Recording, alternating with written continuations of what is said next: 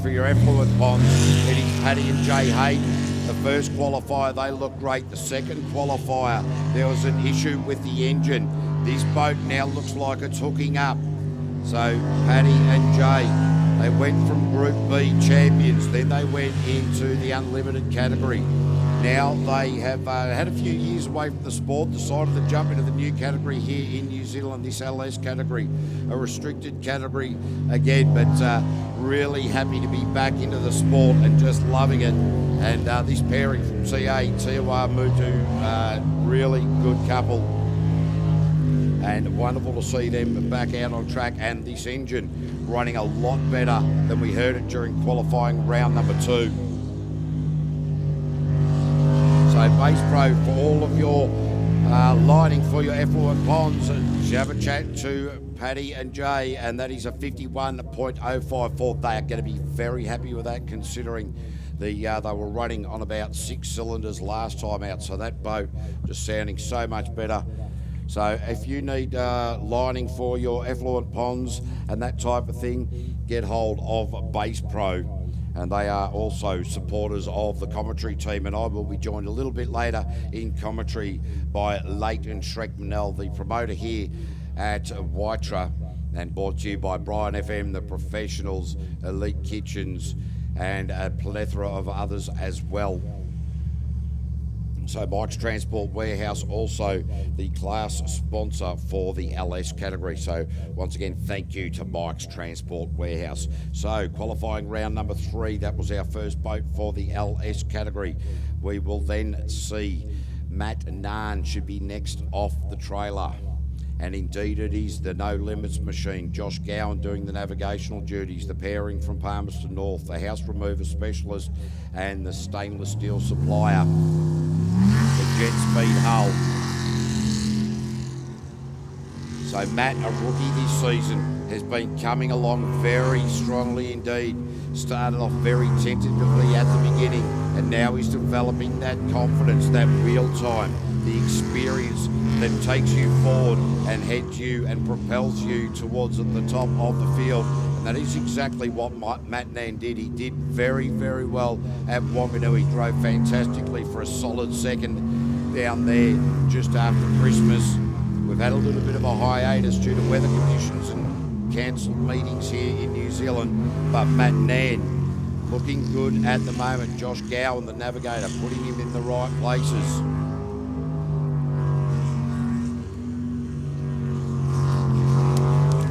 So Matt Nahn now in the run for home and across the line with 53.654.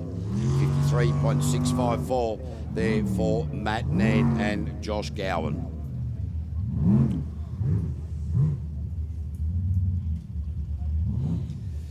So we have, up here in the commentary tower, ladies and gentlemen, we have rotational experts, and they keep an eye on the rotation. So we've got 3 of them up here. And what they do is they make sure that there is the rotations are done correctly. So we also have our computer timing and also the backup manual timing as well.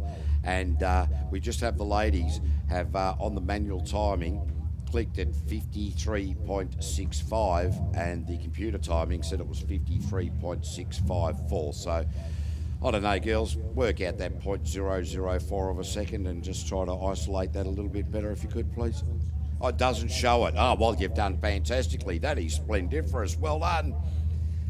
That's a game that we used to play, you know, like I'm an old fella, used to play that. Well, anyway, we'll get back to liquid addiction. Dylan Edhouse, and Dylan will be getting down into this 53-second range, no doubt about that. The liquid addiction from Ofonga Motors, Waikato, clutch and brake specialists, and McCurdy Trucks. The 17-year-old, he can't legally drive on the road. Very nice around that right-hander, out of the pork chop they call it.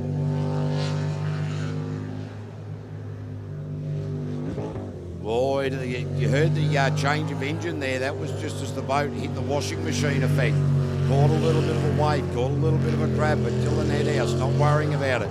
Just carrying on. Bogged it down just that tiny little bit, but no, not too much to look at there.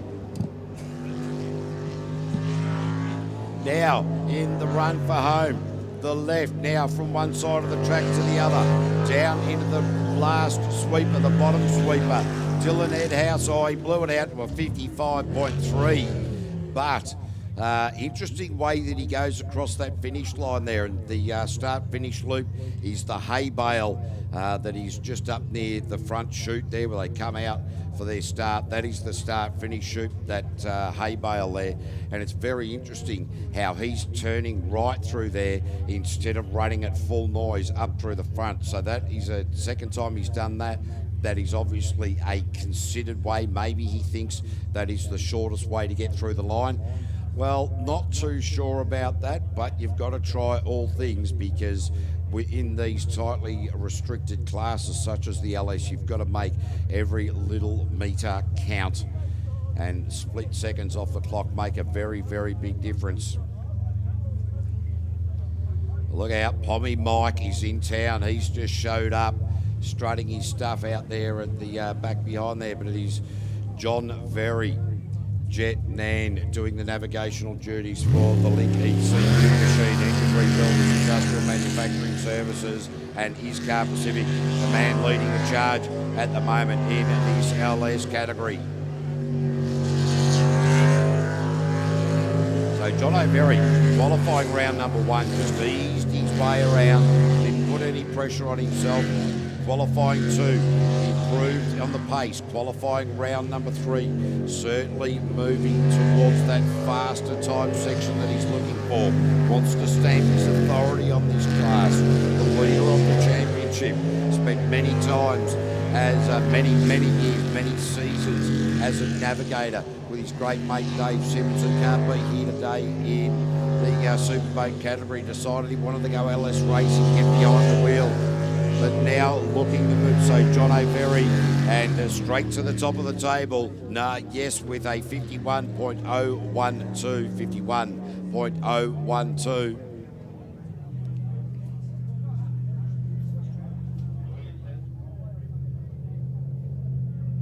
Just going to take a quick break here. Going to have a quick chat to one of these drivers if I can get him.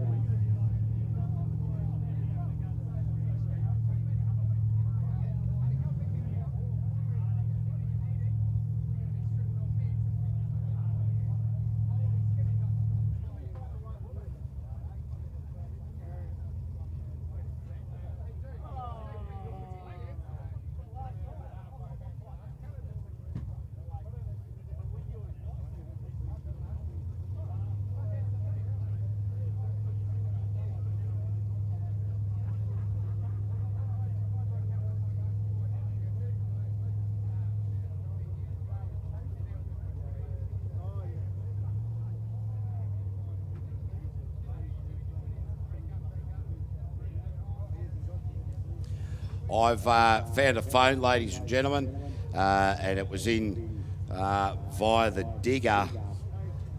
So I've got a phone in the commentary tower, which is right next to this blue tower on the other side of the track, along the where the corporates are. So if you've lost a phone, we will be going to a lunch break after this qualifying round. So come over here, have a chat to somebody in here, describe what it looks like. Well, it looks like a phone. Describe what cover it is on it, because that is quite obvious. We can see it, but we're not going to tell you, because if you own it, you'll tell us. So, but in the meantime, I'm just going to be ringing Australia, might even ring Norway, have a chat to Oslo. We'll see how that goes. But just to let you know, we have found a phone, or a phone has been handed in here. So now we are going Sprint Tech Group A, qualifying round number 3.